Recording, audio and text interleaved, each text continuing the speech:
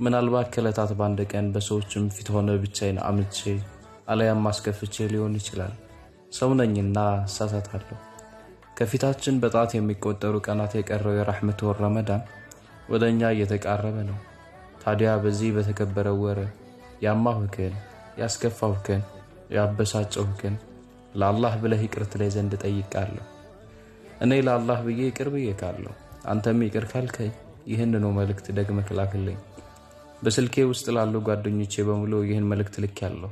ስጦታ ሳይሆን የዓለም ስልጣን በቁጥጥር ስር የሆነው አምላክን በመፍራት ነው። አንተም ለጓደኞችህ በሙሉ መላክ አትዘንጋ። ይህ ድምጽ የይቅርታ ጥሪ ነው። ይቅር በለኝ ወንድሜ፣ ይቅር በለኝ እህቴ።